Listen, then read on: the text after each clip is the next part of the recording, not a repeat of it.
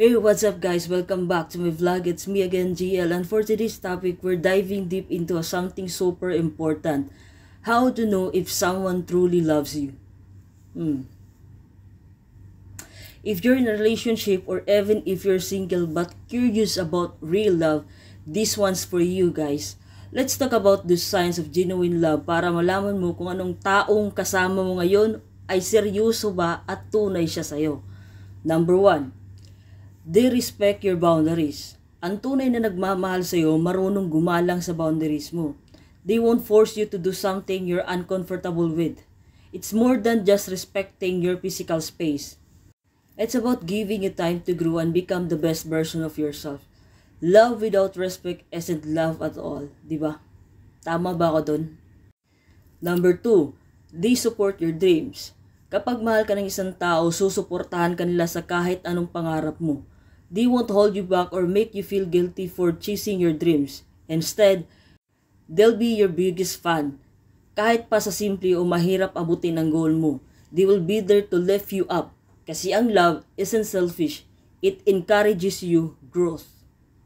Number 3, they show you through actions, not just sa words. Marami sa atin naniniwala sa salitang I love you, but action will always speak louder.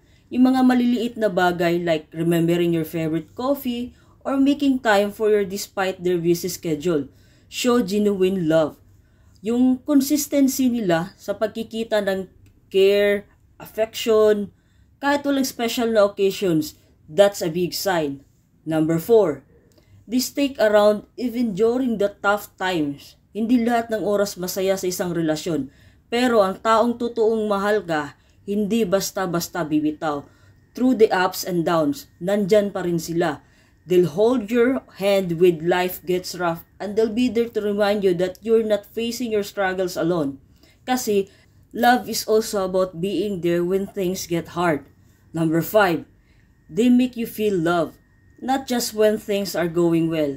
It's easy to love someone when everything is perfect. Pero paano kapag may problema? How to treat you during your worst day? True love is when someone makes you feel secure, valued, and loved. Kahit pa nagkakaproblema ka na, yung taong hindi magdudulot ng takot o duda sa iyo kapag nag-aaway kayo.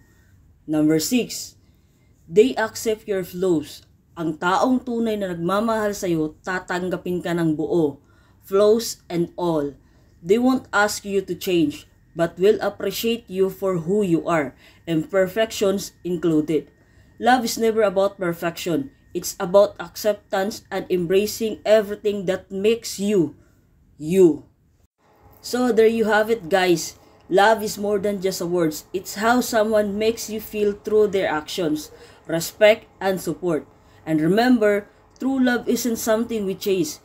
It's something we recognize when it's genuine. Kung may mga taong nagmamahal sa iyo ng ganito, cherish them. Thanks for tuning in and I hope you found this video helpful. Don't forget to like, share, and follow me. See you the next time. Love lots.